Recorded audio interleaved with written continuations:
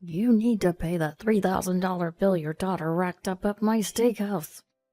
Those were the words of a man claiming to be the head chef of a fancy steakhouse who showed up at our doorstep. According to him, my daughter had dashed without paying, but that was utterly impossible. I stood my ground against these men who were bearing down on me with fierce expressions. After all, my daughter is... My name is Layla. I'm 30 years old. I live with my husband Daniel and our daughter Emma. I was once deceived by a former boyfriend who conned me out of $3,000, and I found out that I was pregnant with his child. I tried reaching out to him several times, but he never responded. He simply vanished. I was left alone, a divorcee with barely any savings left. Still, I gave birth to Emma. I was steeling myself for the tough times ahead when the news came that my ex-boyfriend was arrested. The man who came to my house for the inquiry was Daniel, my now husband. Daniel supported me as I was worn out from dealing with the ordeal with my ex-boyfriend. Despite our age difference, I was attracted to Daniel, who was strong and reliable. But I was a divorcee. I thought I would never be accepted, but Daniel did accept me. Now we have a good relationship with Daniel's parents and are leading a happy life. Then one day, I received a phone call from Daniel's parents. "It's been a while and we were hoping you'd visit. We would love to see our grandchild." The voice of my mother-in-law, filled with affection, comes from the other side of the phone. My in-laws love their son's daughter, who's not related to them by blood, and I'm very happy about it. Absolutely, I'll let Daniel know as well. Upon hearing this, my mother-in-law cheerfully says, "Thank you," and ends the call. It takes about 5 hours to my in-laws' house. For us living in the city, it's a place in the countryside where time seems to pass slowly. I immediately tell my husband about the message from his parents when he returned home in the evening. "Well, I haven't taken any vacation yet this month. Let's use some time off and visit them. I'll check with my boss if we can get consecutive days off." With that, Daniel quickly calls his boss for approval. His boss kindly gives us approval, and we start looking forward to visiting his parents after a long time. However, on the day of the visit, Daniel suddenly had to work. "You go ahead. I'll head there right after I finish work. I might not arrive until the next morning, though." With these words, Daniel sends us off and heads to his office. I let my in-laws know about the change in plans, then set off with my daughter. When we arrive at the in-laws' house, they treat us warmly, and we spend a comfortable time there. They seem eager for Daniel to arrive soon. The next day, early in the morning, my in-laws head to the barn as usual. I offered to help, but they insisted that I take it easy during my visit. So I waited for them to return home. Just then, the doorbell rings. It was too early for Daniel to arrive. Assuming it was a neighbor, I hurriedly go outside. "I'm coming!" As I open the door, I find a man in his 70s standing there. He glares at me with a fierce expression. Then suddenly, "I'm the owner of a local steakhouse. Your daughter dined and dashed at my place. Pay me $3,000. I was taken aback by his words and blinked in surprise. He then proceeds to explain the situation. Apparently, a young girl came to his store the previous night. Despite warning her that his store was too upscale for her to afford, she forced her way in and consumed $3,000 worth of food and drinks, after which she quickly left without paying. "I found out that she's your daughter. If you're her parent, you should pay for her," he demands. I shake my head, trying to defend myself, but he seems too angry to listen and keeps insisting that I should pay him. "Excuse me, may I ask your name?" I inquire. "I told you, it's Ethan. Now hurry up and pay," he retorts. "I need to ask my parents-in-law whether they know you." "Huh, shouldn't you be more worried about paying me first?" "Well, yes, but could you please wait a second?" I ask him to wait and immediately contact my in-laws. I call them right away to confirm my suspicion. They respond quickly, and I'm told an astonishing fact. Trying not to show my surprise, I look at the man standing before me. I can't pay you," I say. "What are you saying? You don't care if my business suffers. If you don't pay, I'll call the police." "But wait, I think there's some misunderstanding." "There can't be a misunderstanding. I made sure to ask for her name when she dined." Ethan brings out his cell phone to call the police. A policeman happens to pass by. The steakhouse owner called over the police officer and explained the situation. The officer furrowed his brows and glared at me, saying, "May I have a word with you?" I was confused, not knowing what to do with the officer's intimidating gaze. "Your daughter is suspected of dining and dashing. If things stay as they are, we'll have to arrest her," he stated, demanding I hand over my daughter right away. No, there's been a misunderstanding. My daughter wouldn't do something like that. Even though I said this, the officer was unyielding. The steakhouse owner then said, "If you insist," offering a concession. "I'm not a monster. Since we're neighbors, if you can pay, I'll forgive her." "Ethan, are you sure about this?" It doesn't bother me. She's a young girl. I knew she wouldn't be able to pay from the beginning, but she still wanted to eat my food. Isn't that an honor?" The steakhouse owner laughed heartily at this. The police officer's expression softened, and he presented me with a choice. "Ethan here is offering you a solution. Why don't you pay the $3,000 for the food and the drink bill? He hasn't filed a complaint yet, so you won't be charged with a crime." I refused nonetheless. As I opened my mouth to explain my reasons, the steakhouse owner's face flushed with anger and he yelled, "You're spurning my generosity. Is this how you raised your daughter? Don't mess with me." "Calm down, please. Why are you refusing to pay? If things stay as they are, your daughter will truly be arrested." With a bewildered expression, the police officer asked me, "I can't just agree to this." As I was saying this, the steakhouse owner let out a laugh, saying, "Ha, ha, ha, aha. Sorry, you mean you don't have $3,000 on you right now. I forgot. As we age, we become forgetful. Well, our shop accepts credit card payments. If you entrust your credit card to me, I can handle the payment and return it later. Is that good?" Saying this, he instructed me to get my wallet.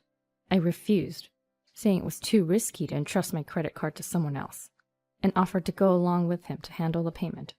However, the steakhouse owner threatened me, raising his fist and yelling, "Don't you trust me? I'm in the credit business. Be careful with what you say or you'll regret it."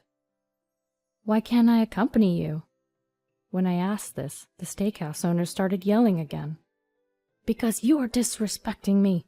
Listen, I'm connected with some famous organizations around here. If you can't pay the money, I can still make you pay $3,000 using my methods. That's why I've even called a police officer to handle this legally." As he ranted on, I stared at the steakhouse owner in disbelief. I wondered if it was okay for him to say such things in front of a police officer. Glancing over, I saw the officer pretending not to hear, looking away. "Excuse me, you're a police officer, right? Did you hear that? This is a threat, isn't it? Is this okay?" When I sought help, the police officer lowered his head with a troubled expression. "No, I didn't hear anything. Anyway, if you pay the money, everything will be settled. Layla, please do as you're told." What did this man just say? I could not believe a police officer would say that. Dumbfounded, I watched as the steakhouse owner began to threaten me once again with his harsh words. Any ordinary person would despair at the words of these two. They'd likely choose to pay the money and settle things, but I couldn't allow it. "Aren't police officers supposed to protect the safety of citizens? Why are you siding with the bad guys?" Despite my desperate appeal, the police officer only looked away without uttering a single word. "The police are saying the same thing. What are you going to do? Make up your mind. Are you still not going to pay? Just because I'm old, don't take me lightly." The steakhouse owner glared at me as he said this. It's not because I'm taking him lightly that I'm behaving this way. It's just unbelievable, so I'm stubbornly refusing. Even if I tried to explain, these two wouldn't let me get a word in. As I was thinking about what to do, a taxi pulled up in front of my house. My husband got out. "What happened? Who are these two people?" My husband, looking confused, asked. "Is this your husband? You need to take responsibility." "Let me explain it to you, sir." After listening to the police officer, my husband Daniel looked at me with a surprised face. When I frowned in confusion, Daniel seemed to understand everything and gave me a mischievous smile. I've always loved this playful side of him. "Sorry to have caused you trouble. My apologies. By the way, young man, which department do you belong to? Do you have a police badge?" Caught off guard by my husband's sudden outcry, the police officer stepped back a bit, but quickly took out his police badge from his pocket. This is fake." Wait, what are you?" The police officer starts to sweat. Daniel laughs and says, "Haha, just kidding." Hearing my husband's words, the police officer nervously forced a smile. Next, my husband asked him about his department and rank. "Do you really need that information right now?" "Just curious, can't you tell me?" "Oh, well, I'm a constable on duty at the police box." "Oh, I've never seen you before. Are you new to the area?" "Thanks for your service."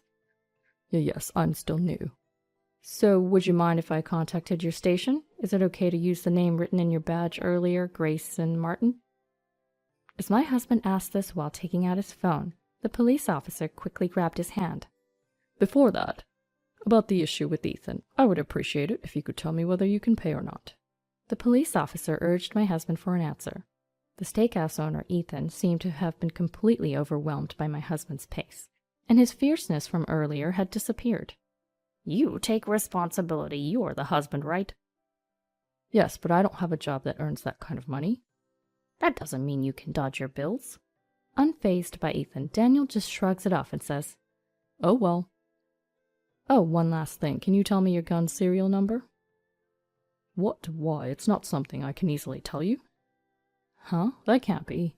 Knowing the number doesn't mean anything will happen. Or did you forget? This is a widely accepted verification method." As my husband Daniel said this with a serious face, the police officer tilted his head and asked, "Really?" Watching my husband's response and the bewilderment of the two, my suspicion turned into conviction. Without a doubt, these two are in cahoots. "By the way, would you mind hearing my opinion on this dine and dash incident?" my husband said, giving the two a stern look. They looked puzzled by my husband's sudden strange suggestion. "In conclusion, you are a fake cop who's trying to scam us with that old man over there, aren't you?" The two were taken aback by my husband's words. "Do you have any evidence?" "Yeah, show me the evidence that I'm lying." At their words, my husband said to me, "Layla, bring her over." I ran to the back, and I brought our precious child in front of the two. To prevent any harm to her, my husband Daniel stepped in between us. My daughter's a 1-year-old, so she can't even walk, let alone dine and dash. When I said this, the two were shocked and opened their mouths wide. "No, that's a lie. Is that child really Aria Taylor?" "Of course. After all, I'm only 30 years old. If this child wasn't my first, at what age would I have had my first child?" When I said that, Ethan, the steakhouse owner, clearly became unsettled and took a step back. Then he glanced at the police officer, who nodded in response to his gaze.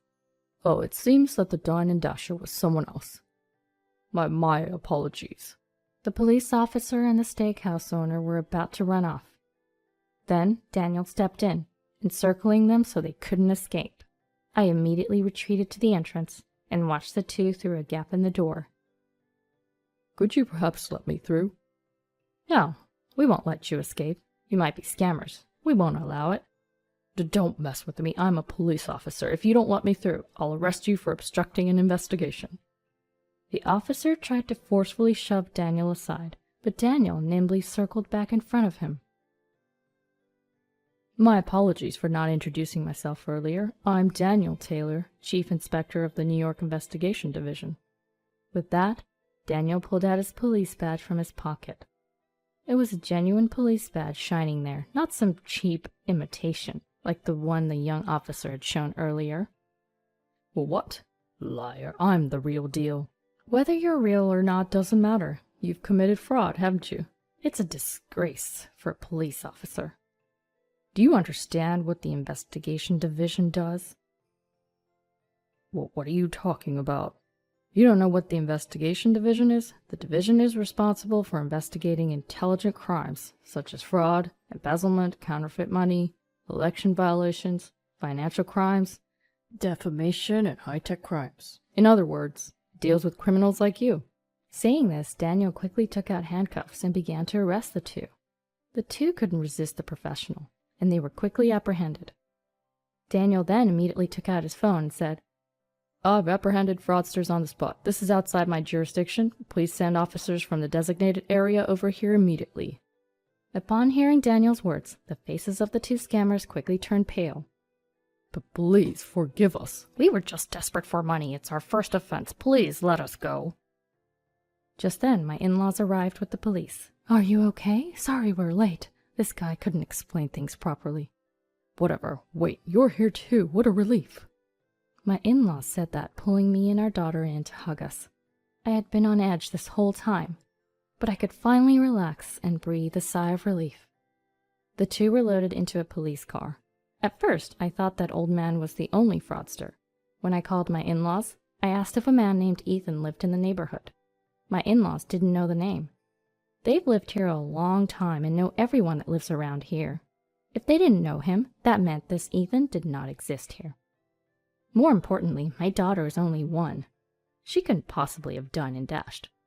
Although I hadn't directly asked my in-laws to call the police, they had understood my situation and told me they would bring the police. When I thought I had to keep this man here until then, I was quite tense, but I made up my mind to protect my daughter. I sensed something fishy about the police officer who showed up. After talking to him for a while, I couldn't stand him or forgive him. Although I didn't have any proof at first, I became sure he was a fake officer due to Daniel's questioning. It was fortunate that Daniel was there this time, but thinking about what could have happened if he wasn't there made me break out in a cold sweat. I'm really glad it was resolved safely.